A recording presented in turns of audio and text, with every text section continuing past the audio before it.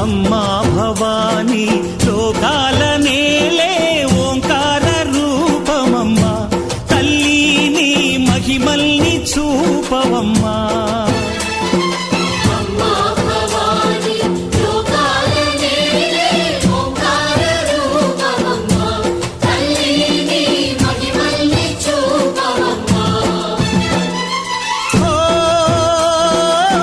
సృష్టికే దీపమా, శక్తికే మూలమా, సింహరథమే నీదమ్మా.